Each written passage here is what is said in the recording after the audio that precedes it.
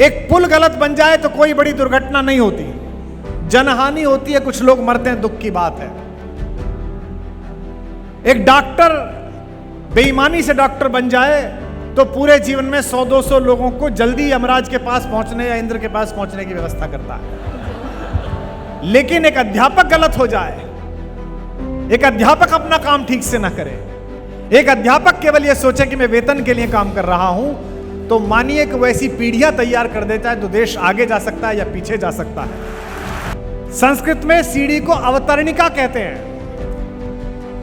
नीचे से ऊपर जाने वाली व्यवस्था को अवतार कहा जाता है, इसीलिए गुरु को परमेश्वर कहा जाता है।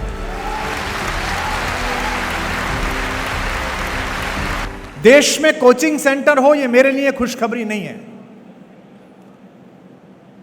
मुझे पता नहीं कि मैं अपना जीवन का रथ साहित्य में कितने दिन रखूंगा, राजनीति में कितने दिन जाऊंगा, समाज सेवा में कितना समय बिताऊंगा, या पूर्ण रूप से अध्यात्म की तरफ कब प्रवृत्त हो जाऊंगा, मुझे नहीं पता। लेकिन मूलतः मैं इस प्रवृत्ति के खिलाफ हूं कि किसी लोकतंत्र की राज्य व्यवस्था में शिक्षा देने का कार्य दूसरों को करना पड़े। मैं मूलतः इसके खिलाफ हूं कि किसी शहर में या किसी राज्य व्यवस्था में किसी दूसरे को चिकित्सा की व्यवस्था करनी पड़े। यह मूलतः हमारी शासन व्यवस्थाओं के फेल हो जाने की घोषणा है। आज से 30 साल पहले, 40 साल पहले इस देश में लोग आईएएस बन रहे थे, इस देश में लोग पब्लिक सर्विस कमीशन में जा रहे थे, इस देश में लोग इंजीनियरिंग में जा रहे थे, हम जैसे बच्चे जा रहे थे कस्बों के, किसी कोचिंग से नहीं गए थे। गुरुजी जो स्कूल में पढ़ाते थे, जो सरकार का स्कूल था, उन्हीं में मैं तो द्रोणाचार्य भी नहीं कहता, द्रोणाचार्य तो फिर भी किसी मेधावी एकलव्य का अंगूठा मांगता है। ऐसे गुरु जो केवल प्रणाम मांगते थे, केवल आपका स्मरण मांगते थे, उन्होंने इस देश की नींव गढ़ने वाले लोगों को तैयार किया है, सरकारी स्कूलों में तैयार किया। हम में से अधिकांश लोग जो 70 के दशक में पैदा हुए हैं, वो या तो घर पर दाई के हाथों पैदा हुए हैं या सरकारी अस्पताल में पैदा हुए हैं। आज एक सामान्य 30-40 हजार की नौकरी करने वाला आदमी इस बात की सोचता है कि उसकी पत्नी गर्भवती है तो 1 लाख रुपए बचा लूं, क्योंकि प्राइवेट में 1 लाख रुपए लगेंगे, और ईश्वर ना करे सीजेरियन करवाना पड़े तो 2-2.5 लाख लग जाएंगे। यह मूलतः शासनों की, प्रबंधनों की, राजनीति के फेलियर की घोषणा है। लेकिन यह देश है कि जहां जहां सत्ता फेल होती है, वहां वहां इस देश की जनता उस व्यवस्था को संभाल लेती है। इसके लिए मैं इनको बधाई देता हूं कि इन्होंने इस व्यवस्था को संभाला है। क्योंकि इस देश को तो आईएएस चाहिए, इस देश को तो एसडीएम चाहिए, इस देश के तटरक्षक बलों को तो कमांडेंट चाहिए, इस देश की सीआईएसएफ को तो बेटे चाहिए। वो आएंगे कहां से? याद रखिए, यहां बैठे हुए शिक्षकों, मैं सबसे पहले आपसे बात शुरू करता हूं। आप पर जिम्मेदारी ज्यादा है। एक पुल गलत बन जाए तो कोई बड़ी दुर्घटना नहीं होती, जनहानि होती है, कुछ लोग मरते हैं, दुख की बात है। एक डॉक्टर बेईमानी से डॉक्टर बन जाए तो पूरे जीवन में 100-200 लोगों को जल्दी यमराज के पास पहुंचने या इंद्र के पास पहुंचने की व्यवस्था करता है। लेकिन एक अध्यापक गलत हो जाए, एक अध्यापक अपना काम ठीक से ना करे, एक अध्यापक केवल यह सोचे कि मैं वेतन के लिए काम कर रहा हूं, तो मानिए कि वैसी पीढ़ियां तैयार कर देता है तो देश आगे जा सकता है या पीछे जा सकता है। कौटिल्य के अध्यापकों, आपके पास जिम्मेदारी यह नहीं है कि कौटिल्य एकेडमी 30 साल कैसे चलेगी, 40 साल कैसे चलेगी। आप पर जिम्मेदारी यह है कि आपके यहां जितने बच्चे आए, चाहे वो सेलेक्ट हों चाहे ना हो, वो जिंदगी से भरे हुए और भारत के प्रति उत्तरदायित्व से भरे हुए पैदा हो।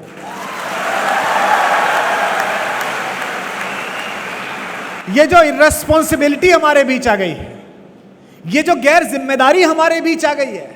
2011 आंदोलन शुरू होने से पहले तक मैं भी पढ़ाता था, बीए एमए की क्लास पढ़ाता था, और मैं देखता था कि मेरी कॉलोनी में रहने वाले प्रशासनिक अधिकारी या एक छोटा सा व्यापार करने वाले आदमी के चेहरे पर जितनी हनक, जितनी तेजस्विता, जितना गौरव बोध, अपने काम के प्रति जितना उत्सुक भाव होता था, उतना अध्यापकों में नहीं होता था। क्योंकि आप इस बात से मत तोलिए खुद को कि आपको वेतन कितना मिलता है, आप इस बात से मत तोलिए कि आपको विधायक जी जानते हैं कि नहीं जानते, उषा जी आपकी मंत्री, हमारी बड़ी बहन आपको जानती हैं कि नहीं जानती हैं। आप इस बात से तोलिए कि ये सब लोग ट्यूबलाइट में कनेक्शन लगाने का काम करते हैं। आप अध्यापक हैं, आप एक दीपक से लाखों दीपक जलाने का काम करते हैं। यह आपका कौशल है। बहुत सारे अध्यापकों को यह बात लग सकती है कि कुमार विश्वास ऐसी बात इसलिए कह रहे हैं कि खुद भरे पेट के आदमी हैं। बिल्कुल गलत बात। अर्थ से किसी बात की अर्थवत्ता तय नहीं होती, पैसे से किसी बात की चीजें तय नहीं होती हैं। और अगर अर्थ से चीजें तय होती तो यहां हिस्ट्री तो सब लोग पढ़ते हो, इतिहास तो सब लोग पढ़ते हो। जितने इतिहास के विशेषज्ञ बैठे हो, यहां गुरुजन बैठे हो, मुझे याद करके बताएं, पूरे 1000 साल में 2 सेठों के नाम बता दो। पूरे 1000 साल के भारत के इतिहास के सेठों के नाम पता नहीं है तुम्हें। 14वीं शताब्दी का सबसे बड़ा सेठ कौन था दिल्ली का, पता नहीं है। 16वीं शताब्दी में इंदौर का सबसे बड़ा सेठ कौन था, पता नहीं है। केवल 2 सेठों के नाम इस देश को याद हैं। एक अपनी स्वतंत्रता और अस्मिता के लिए लड़ने वाले महाराणा प्रताप के लिए अपने पूरे खजाने को खोल देने वाला भामाशाह, और एक स्वतंत्र भारत की लड़ाई में गांधी के पीछे अपना धन लगा देने वाले बिड़ला जी। केवल 2 सेठों के नाम याद हैं। इन 2 सेठों के नाम भी क्यों याद है? इन 2 सेठों के नाम इसलिए याद हैं कि इन दोनों सेठों ने अच्छे काम के लिए अपने पैसे को लगाया। इसलिए नहीं कि उन्होंने पैसा बहुत कमाया। ब्रांड के लोग मुझसे कहते हैं कि फलां प्रोग्राम में चले जाइए, टीवी में फलां काम कर लीजिए, रेस्टोरेंट खोल दीजिए। तो मैं कहता हूं ये मेरा काम ही नहीं है। 1-2 काम मैंने ऐसे किए थे जो मुझे नहीं करने चाहिए थे, उनका पश्चाताप आज तक पूरा नहीं हो रहा मुझसे। ईश्वर ने तय कर दिया, नियति ने तय कर दिया, मुझे कहकर भेज दिया कि कुमार विश्वास, तुम्हें मैं विशेष कृपा से नवाज रही हूं बेटा। मैं तुम्हें समय अवसर के अनुकूल बात याद आने का कौशल सौंप रही हूं। मैं उसको कह सकने की शब्दावली तुम्हें दे रही हूं। और मैं बिना किसी सत्ता से भयभीत हुए, बिना किसी व्यक्ति के प्रभाव में आए, देश की, राष्ट्र की, लोकतंत्र की और मनुष्यता के हित में बोलने वाला कलेजा भी दे रही हूं। तो जो काम भगवान ने मेरे लिए तय किया है, अगर उसमें मैं ज्ञान अपना लगाऊं तो मुझसे बड़ा मूर्ख कौन। इसलिए जितने भी बच्चे यहां तैयारी कर रहे हैं, और आज जितने बच्चे जिनकी नौकरी लगी है, अगर आपसे ईश्वर को कुछ और कराना होता, अगर पैसे ही कमाने होते, तो 10वीं पास लोग पैसे कमाते हैं, 12वीं पास लोग 2-2 हजार करोड़ के टर्नओवर का काम करते हैं। आपको पढ़ा लिखा कर कौटिल्य एकेडमी में आपने 1 साल भर पढ़ाई की, 2 साल पढ़ाई की, इसके बाद आपको जज इसलिए बनाया गया है, इसके बाद आपको एसपी इसलिए बनाया गया है, इसके बाद आपको कलेक्टर इसलिए बनाया गया है कि इंदौर के किसी कोने में, देवास के किसी कोने में, भारत के किसी कोने में जहां आपकी नौकरी लगे, वहां एक छोटी सी ढाणी में भी रहने वाला एक आदमी, झोपड़ी में रहने वाला आदमी भी जब आपके द्वार पर न्याय मांगने आए, तो इस कौटिल्य अकादमी की शिक्षा याद रखना। मुझे आश्चर्य होता है, आईएएस के घर में पैसे निकले तो 1 हफ्ते तक तो गिनती लग गई। 1 हफ्ते तक गिनती हुई, नोट नहीं गिने गए। ये क्या देश बना रहे हैं? और क्यों बना रहे हैं हम? क्योंकि सब कुछ ठीक चल रहा है, केवल जो बीज जड़ में जाना चाहिए वो ठीक नहीं चल रहा। ये जो देश के चरित्र निर्माण की प्रक्रिया है, ये केवल अध्यापक कर सकता है। दुनिया के बड़े बड़े देश रोए, दुनिया में जिनका हैप्पीनेस इंडेक्स नंबर 2, नंबर 3 था, जिन स्विट्जरलैंड में छुट्टी मनाने के लिए हम तरसते थे कि 5 दिन की छुट्टी है, 10 दिन की हो जाए, जिस इटली में घूमते हुए हम वीडियो बनाते थे कि वेनिस में घूम रहे हैं कि फ्लोरेंस में घूम रहे हैं, 100-150 लाशें गिरी तो पूरा वेनिस रोने लगा, पूरा स्विट्जरलैंड रोने लगा। लेकिन यह देश है भारत, जहां कोरोना ने अपना आतंक मचाया और सरकारें पीछे हटी, तो कोई ना कोई एक सिद्धांत जोशी जैसा व्यक्ति, कोई ना एक कुमार विश्वास, कोई ना कोई आप में से उठा और एक दूसरे का हाथ थाम लिया। हम सबने एक दूसरे का हाथ थाम लिया। हमने कहा कोई बात नहीं, अगर व्यवस्था नहीं पहुंच रही है, सरकार तैयार नहीं थी, अगर नहीं हो पा रहा है तो हम साथ हैं। भूल गए क्या उस दिन को? याद करिए उस व्यक्ति को जब आपने अखबार में एक खबर पढ़ी कि कैंसर के पेशेंट जब कोरोना पीड़ित 70 साल का। उसने डॉक्टर से कहा कि मुझे ऑक्सीजन की जरूरत नहीं है, मैं अपनी जिंदगी जी चुका, ये जो पड़ोस में नवयुवक परेशान है इसको ऑक्सीजन दे दीजिए। इस विचार का नाम भारत है। इस थॉट प्रोसेस का नाम हिंदुस्तान है।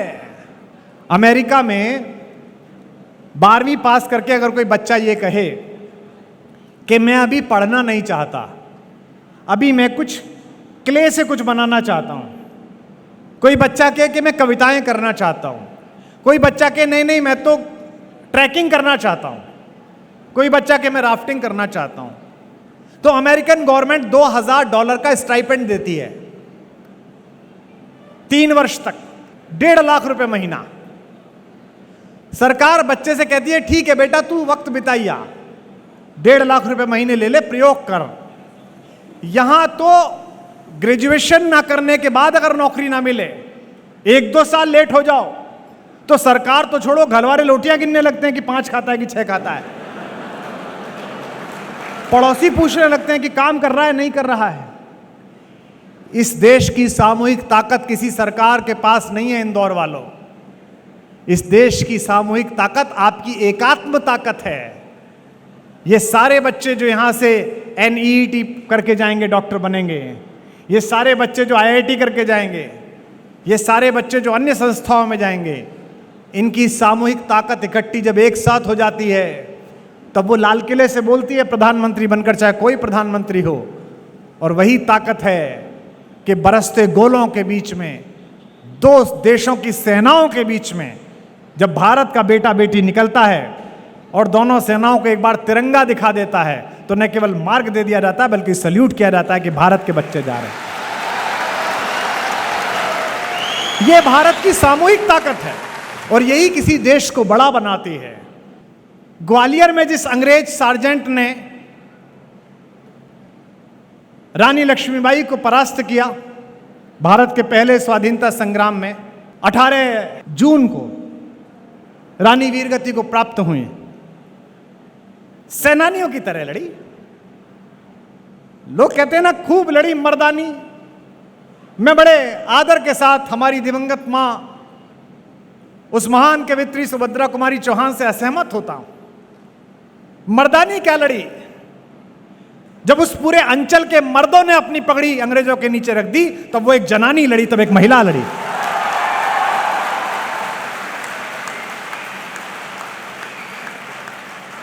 मर्द क्यों प्रतीक है पुरुषत्व का? मर्द क्यों प्रतीक है साहस का? मर्द क्यों प्रतीक है उपलब्धि का?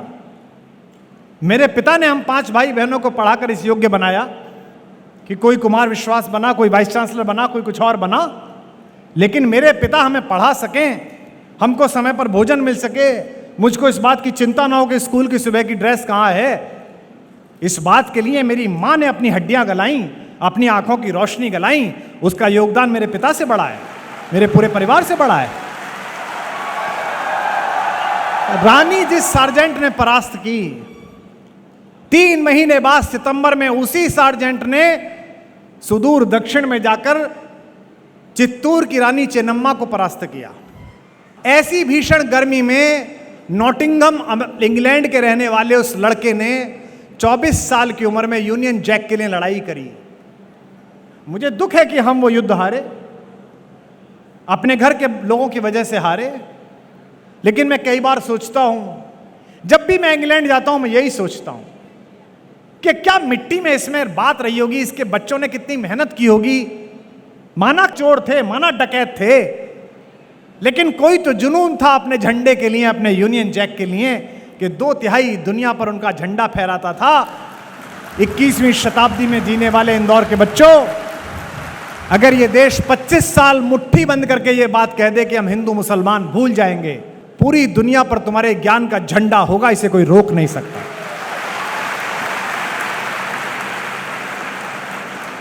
पर हमको तो काम बांट रखा है। हमारी भावनाएं तो इस बात पे आहत हो जाती हैं कि फला आदमी जूता लेके अंदर चला गया कि जूते से बाहर आ गया। जिस देश में भ्रूण हत्याएं होती हों, जिस देश में 10 बजे के बाद घर से बाहर निकली हुई बिटिया के बारे में तय ना हो पाता हो कि वो ठीक वापस आएगी या नहीं आएगी, जिस देश में आज भी घरों में स्त्रियों के साथ मैनहैंडलिंग होती हो, जिस देश में बेटियों को पढ़ाने के नाम पर यह बात होता हो कि यह पढ़ के क्या करेगी, कोई भगवान प्रसन्न नहीं होगा इस बात से कि उसके बच्चे ठीक से नहीं पढ़े। कोई भगवान प्रसन्न नहीं होगा कि उसकी बेटियां असुरक्षित रहे।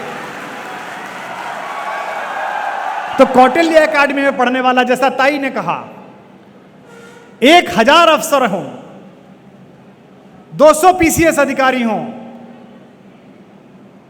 150 आईपीएस लड़कों का प्रमोशन आए 10 साल बाद, ये बच्चा सेलेक्ट हुआ है, जब इसे सिलेक्शन मिलेगा, उनकी महफिल हो, सेक्रेटरी लेवल के जो आईपीएस होते हैं उनका ओरिएंटेशन होता है मसूरी में। मैं कई बार बोलने गया हूं, वहां नैनीताल में भी होता है, जहां वो 5-6 दिन रहते हैं और हम जैसे लोग 3-4 दिन में बुला के बताते हैं कि भाई आप ये करिए, ये करिए जनता के लिए। तो कौटिल्य का लड़का अलग दिखाई दे, कौटिल्य की लड़की अलग दिखाई दे, इसके लिए जिम्मेदारी हमारे गुरुओं की और आपकी भी है कि यहां प्रतियोगी परीक्षाओं के साथ साथ आपकी निजी नैतिक शिक्षा और आपकी निजी राष्ट्रीय शिक्षा की व्यवस्था भी हो। यहां कुछ ऐसे रिचुअल्स हों, कुछ ऐसी बातें हों, कुछ ऐसी चीज हों जो किसी दूसरे संस्थान में ना मिलती हों। पाठ्यक्रम तो मिल जाएगा, लेकिन अंदर का संस्कार अगर आपने दे दिया तो वो सारे पाठ्यक्रमों को पार करके भी आपको विजय दिला देगा, यह तय बात। कोरोना में कैसे कैसे बड़े लोग गए, कैसी कैसा पागलपन था, जिंदगी का पहाड़ चढ़ रहे ऐसे बड़े धनी थे जो कंगालों की तरह गिड़गिड़ा रहे थे कि थोड़ा सा ऑक्सीजन मिल जाए, थोड़ी सी रेमडेसिविर मिल जाए, थोड़ी सी टॉसली जुलैब मिल जाए तो हम बच जाएं। ईश्वर आपको यही समझाने आया था कि जिंदगी में उपलब्धि वो नहीं है जिसे दूसरे मानते हैं, जिंदगी में उपलब्धि वो है जिसे करने के बाद आपको संतोष होता है कि मैंने अच्छा काम किया, मैंने बड़ा काम किया। तो पढ़ाई इसलिए मत करो कि मम्मी पापा ने भेज दिया है, पढ़ाई इसलिए भी मत करो कि नौकरी पानी है। और यह मानसिकता गहरी घुस रही है। पूरे भारत में कम लोग हैं जो आपसे ऐसी तल्ख बात कहेंगे, और मैं कह रहा हूं तो आधिकारिक रूप से कह रहा हूं, पर जो सेलेक्ट हो गए हैं वो और जो भी तैयारी कर रहे हैं वो आज कसम खाएं कि जीवन में कुछ हो जाएगा। नौकरी बचे ना बचे, ट्रांसफर रुके, प्रमोशन हो, कुछ हो, हम ये तय करते हैं कि जीवन में रिश्वत नहीं लेंगे। एक पैसे की भी अगर इसकी कसम खा पाओगे तो आज का उत्सव सार्थक हो जाएगा।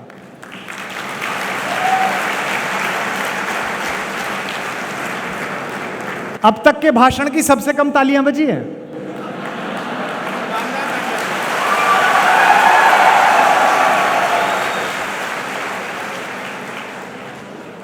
आपको लगता है कि दिक्कत पड़ेगी, नहीं पड़ेगी। मैं आपसे कह रहा हूं, मैं अनुभव के सहारे कह रहा हूं आपसे।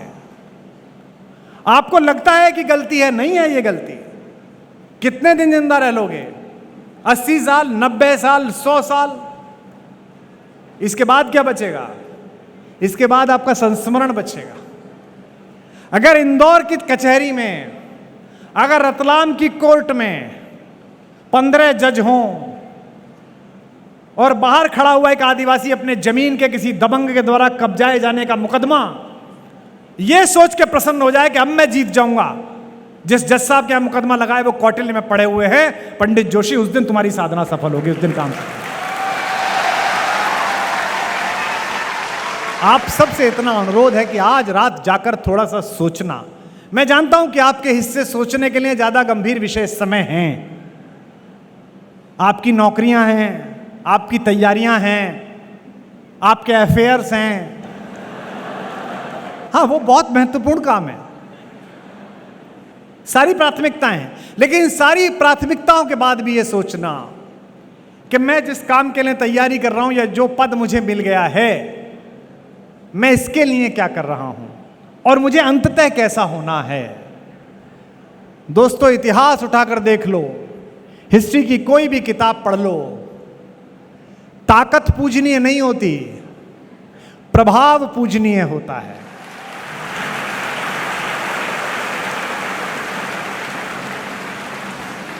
इस हॉल का नाम क्या है? गुरु अमरदास हॉल, ये सिखों के एक महान संत गुरु अमरदास जी के नाम पर है। वो पहले गुरु थे जिन्होंने लंगर में बैठना एक साथ सिखाया। उनके लंगर में दिल्ली का सुल्तान अकबर भी आकर बैठा। वो पहले गुरु थे जिन्होंने जाति प्रथा को भी खत्म किया कि सब एक साथ बैठेंगे और सब परोसगारी करेंगे। वो पहले गुरु थे। अभी गुरु तेग बहादुर जी जो नवम गुरु हैं,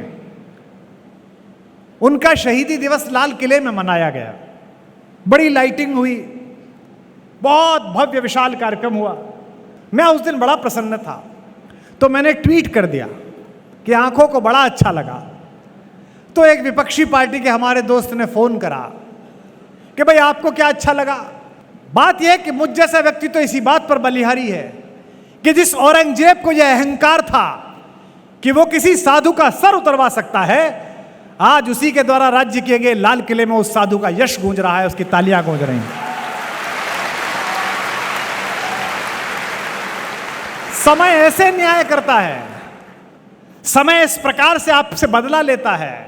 जब आप नहीं होते तब आपके साथ न्याय होता है। इस देश के नोटों पर भगत सिंह की फोटो नहीं है, लेकिन शायद ही इस देश का कोई कलेजा हो जिसके अंदर भगत सिंह ना धड़कता हो।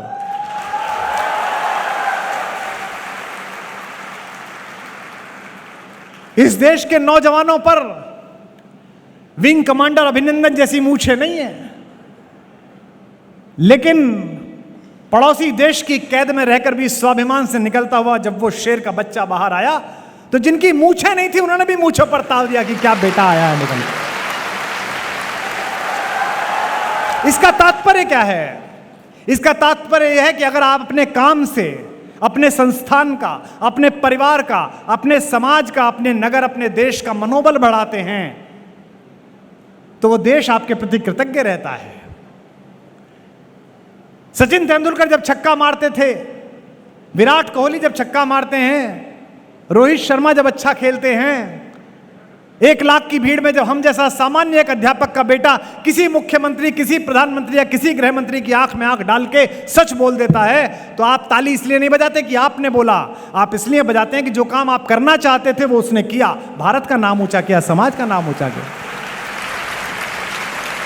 तो आपके सेलेक्ट हो जाने से, आपके आईएएस बन जाने से, आपके आईपीएस बन जाने से, आपके जज बन जाने से आपको एक सरकारी मकान मिलेगा, उसमें उस कस्बे के, उस गांव के, उस लहार के, उस भिंड के, उस गली के आखिरी किनारे पे रहने वाला आदमी जो है ना, उसको कुछ नहीं मिलेगा, उसका मनोबल बढ़ेगा। जब आप काम करते हैं, जब आप बड़ा काम करते हैं, तो आप केवल अपने लिए नहीं करते, आप उस पूरे समाज के लिए करते हैं। यहां बैठे कितने लड़के लड़कियां हैं जो आज इस बात की कसम ले रहे हैं कि अगले 2 साल के अंदर अंदर कौटिल्य एकेडमी उन पर गर्व करेगी कि हमारे यहां बच्चा पढ़ा था, हमारे यहां काम किया।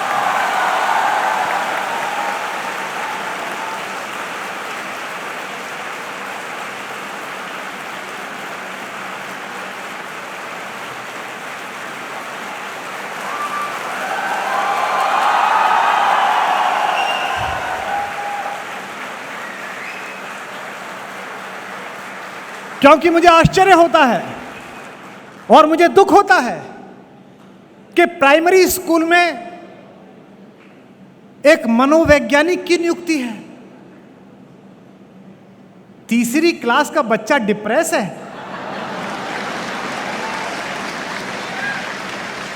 निदा फाजली का शेर है कि धूप में निकलो, बारिश में नहाकर देखो, जिंदगी क्या है किताबों को हटाकर देखो।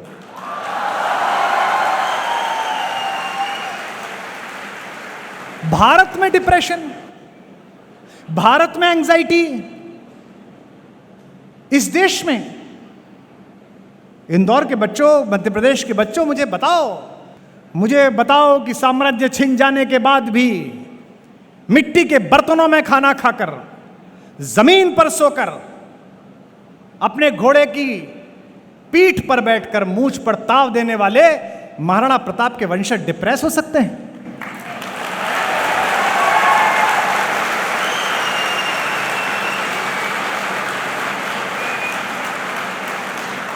अपनी गुरिल्ला वार पद्धति से औरंगजेब जैसे अहंकारी और दुर्दांत शासक को पूरे दक्षिण भारत में घुमाकर और बीजापुर में आखिरी दिनों में मरने के लिए छोड़ देने वाले छत्रपति महाराज शिवाजी के वंशज डिप्रेस हो सकते हैं?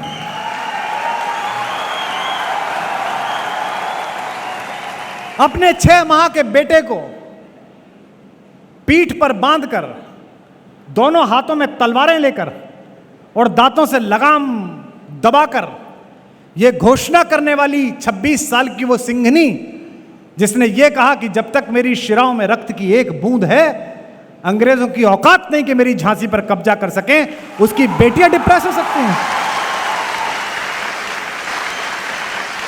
मुझे आश्चर्य होता है कि इस देश में डिप्रेशन है और आपको काम सौंपा गया है, आपको काम सौंपा गया है कि आपकी चेतना ये सब ना सुने जो मैं सुना रहा हूं। 17 साल का लड़का, 18 साल का लड़का गांधी को गाली देता है, बताइए आप।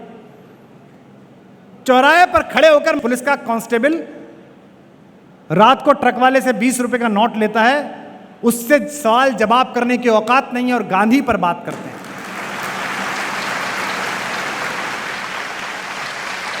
नेहरू पर बात करते हैं, सावरकर पर बात करते हैं, चापेकर बंधुओं पर बात करते हैं। अरे हमारे बुजुर्ग थे, हमारे पूर्वज थे, किसी ने अपने तरीके से, किसने अपने तरीके से अपना अपना काम किया। जो पीढ़ी अपने अतीत का आदर नहीं करती, उसे भविष्य छोड़ो वर्तमान तक मार्ग नहीं देता।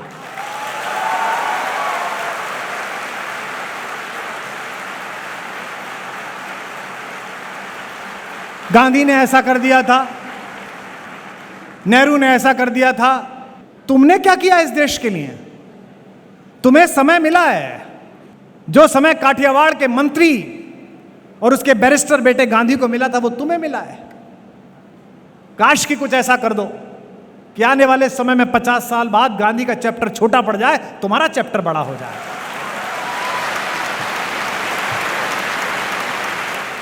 तो जितने भी बच्चे यहां हैं, माता पिता के प्रति, गुरु के प्रति, अध्यापक के प्रति एक बात और साफ समझ लो, ये जो अध्यापक है जो तुमको आईएएस बना रहे हैं, ये जो अध्यापक है जो तुमको सिविल जज बना रहे हैं, ये जो अध्यापक है जो तुमको पीसीएस बना रहे हैं, ये खुद पीसीएस आईएएस नहीं बने हैं। लेकिन एक बात बता दूं, इनके बिना तुम भी पीसीएस आईएएस नहीं बन सकते, क्योंकि इन्हें इनकी असफलताओं ने यह सिखाया है कि यह नहीं करना है। भाई सिलेबस तो यूपीएससी का साइट पे लगा हुआ है, हिंदी में क्या पढ़ना है, इतिहास में क्या पढ़ना है, साइट से देख लो। पर कैसे पढ़ना है जिससे सिलेक्शन हो जाए, किस तरह सवाल को अटेम्प्ट करना है, ये तो इन्होंने ही सीखा है, ये तो गुरुओं ने सीखा है। गुरु आचरेकर ने वर्ल्ड रिकॉर्ड नहीं बनाया था, पर गुरु आचरेकर के शिष्य ने वर्ल्ड रिकॉर्ड बनाया, जिसका नाम सचिन तेंदुलकर है। मैं अक्सर देखता हूं, मैंने भी 17 वर्ष पढ़ाया था, मैं अक्सर देखता हूं कि बच्चों में, लड़के लड़कियों में ये बात रहती है कि मुझको तो कहां पहुंचना है, गुरुजी कहां हैं। एक ही बात बोलूंगा आपसे, छत सीढ़ी नहीं होती। आधी बात समझे आप, आधी अब समझेंगे। छत सीढ़ी नहीं होती, लेकिन दुनिया में ऐसी कोई छत नहीं बनी जो बिना सीढ़ी के पाई जा सके। ये सारे गुरु सीढ़ी हैं। और अगर संस्कृत पढ़ने वाले यहां बैठे हो, मनमोहन को बड़ी रुचि है संस्कृत में, हमारे प्रिय छोटे भाई को, संस्कृत में सीढ़ी को अवतरणिका कहते हैं। नीचे से ऊपर जाने वाली व्यवस्था को अवतार कहा जाता है, इसीलिए गुरु को परमेश्वर कहा जाता है, क्योंकि वो आपको जहां आप खड़े हो उससे ऊपर ले जाता है। कौटिल्य एकेडमी के 20वें वार्षिकोत्सव पर, इस जयंती पर मेरी तो शुभकामना ये है कि गुरु अमरदास हॉल का ये जमावड़ा आप लोगों का, ये भारत भर का एक ऐसा अम्ब्रेला बन जाए, ऐसा छत्र बन जाए। और जो आज बच्चे सेलेक्ट हुए हैं, मैं इनसे भी इस बात की प्रॉमिस तो नहीं मांगता, इनकी अपनी इच्छा है, लेकिन इनसे इस बात का मन मेरा है कि ये ऐसा करें कि जितने में ये बच्चे पढ़ते हैं, जो फीस देकर पढ़ते हैं, लगभग इतने ही बच्चे जो बच्चे यहां से पढ़कर चले गए वो पढ़ाएं, जिनके पास फीस नहीं है, जिनके माँ बाप फीस नहीं दे सकते हैं।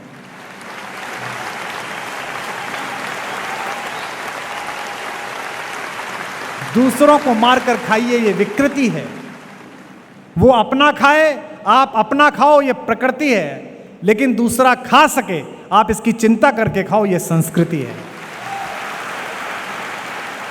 लोग मुझसे पूछते हैं कि आप धारा के विपरीत क्यों बहते हैं। मैंने जो वाक्य कहा उसको याद रखना। अधिकारी बनते समय जिंदा छातियां और बाहें धारा के विपरीत तैरती हैं, लाशें धारा के साथ बहती हैं, जो मर जाते हैं वो धारा के साथ।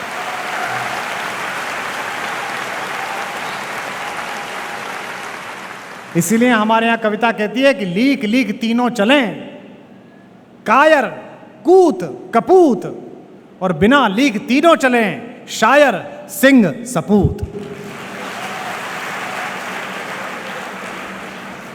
तो ये जो परीक्षाएं हैं, ये तो केवल एक हर्डल है। जिंदगी तो इससे आगे शुरू होगी। और अभी थोड़े समय के लिए आपको भ्रमित करने के लिए सारे उपचार हैं। मोबाइल है जिसपे पूरी दुनिया है, व्हाट्सएप है। आप में से कितने सारे बच्चे सोचते होंगे मेरे वीडियो सुन के कि इन्हें याद कैसे रहता है इतना। बहुत सारे सोचते हैं। कितने सोचते हैं, हाथ उठा के बताओ। सभी सोचते हैं। सारे पत्रकार मुझसे यही पूछते हैं कि आपको याद कैसे रहता है, आपने 8वीं में पढ़ा, आज कैसे याद है। एकमात्र कारण जो मुझे लगता है, बाकी भी होंगे, सबसे बड़ा कारण है मेरी स्मरण शक्ति अच्छी इसलिए हो पाई कि मेरे समय में मोबाइल नहीं था।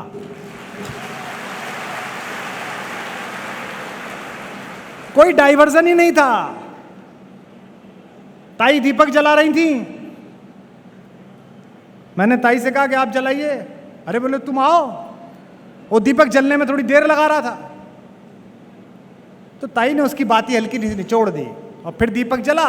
मेरे अंदर श्लोक चला, सत्याधारम तपस्तैलम, सत्य का आधार हो, तप का तेल हो, दयावर्ति क्षमा शिखी, दया की बत्ती हो और क्षमा की ज्योति हो, अंधकारे प्रविष्टव्ये दीपो यत्ने न वार्तायाम। अगर ऐसा दीपक जला दिया जाए तो सारा अंधकार समाप्त हो जाता है, प्रकाश ही प्रकाश हो जाता है।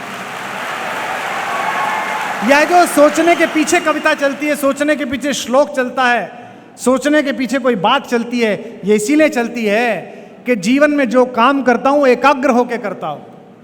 ये क्या परीक्षाएं हैं जिनके बारे में तुम चिंता करते हो? ये क्या पब्लिक सर्विस कमीशन है इसके बारे में तुम बातें करते हो? तुम्हारे दिमाग की सेल का 2% यूज नहीं हो रहा है इसके लिए। कौटिल्य एकेडमी तो केवल एक चौखद्दी है, केवल एक परिसर है जिसने तुमको माहौल दिया है, वरना इस परीक्षा को टॉप करने वाले तो तुम खुद हो। तुम्हारे अंदर टॉपर बैठा हुआ है, तुम्हारे अंदर विजेता बैठा हुआ है। वही 2 आंखें हैं यार, वही 2 हाथ हैं, वही एक बुद्धि है। बाकी तो तुम्हें सब समझ में आता है। चलो इस बात पे कसम खा लो आज कि जब तक इस परीक्षा को क्रैक नहीं कर दोगे, दिन में केवल 2 घंटे मोबाइल देखोगे, 1 घंटे सुबह 1 घंटे शाम। बोलो इस बात पे कसम खाओ। जो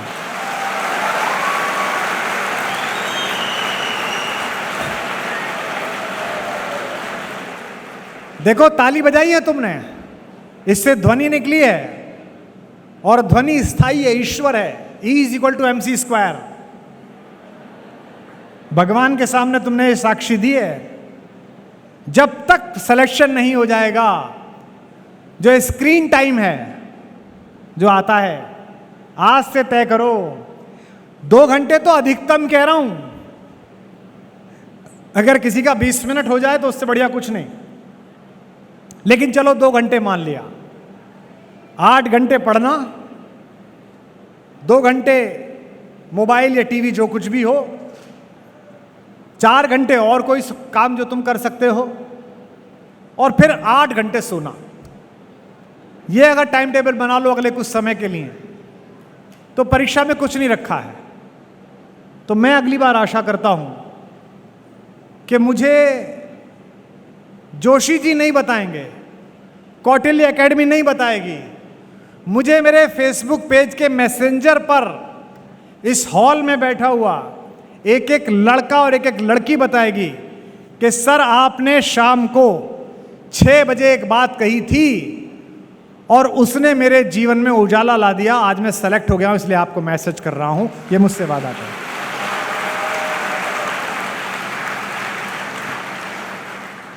ये 150 का आंकड़ा बता के, 200 का आंकड़ा बता के इनको कौन से लड्डू पेड़े मिलने हैं? ये जो बताते हैं कि 123 बच्चे सेलेक्ट हुए, इनको क्या मिलना है? कुछ नहीं मिलना। इनको केवल एक गौरव की, एक आत्मसंतुष्टि की भावना आनी है। जैसा पुरुषार्थ इन भाइयों का है, मैं इस परिवार से भी परिचित हूं, जैसी लगन इनकी है और जैसा व्यसनहीन जीवन इनका है। ये तो ईंट का भट्टा लगाएं तो वो भी चलेगा, कोई और काम कर रहे हैं तो भी चलेगा, मकान बनाने लगे तो भी चलेगा, बिल्डर बन जाए तो भी चलेगा।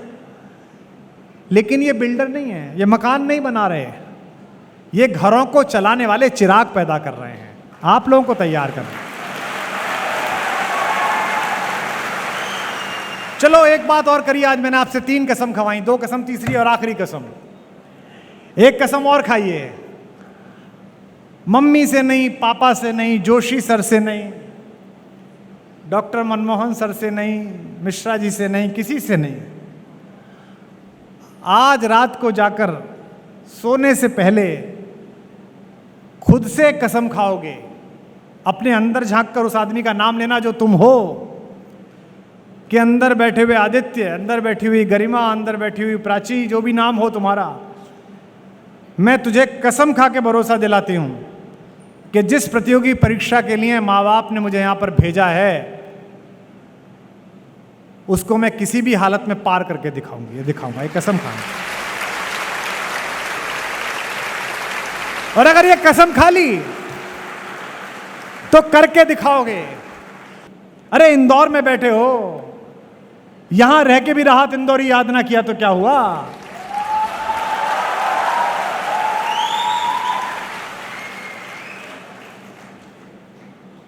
न किसी राहबर न रहगुजर से निकलेगा, हमारे पांव का कांटा हम ही से निकलेगा। और यह शेर क्या अद्भुत है कि वतन की रेह मुझे एड़ियां रगड़ने दे। अब राहत भाई को याद कर रहा हूं, पहली बार राहत भाई के जाने के बाद इंदौर आया हूं। वतन की रेह मुझे एड़ियां रगड़ने दे, मुझे यकीन है पानी यहीं से निकलेगा।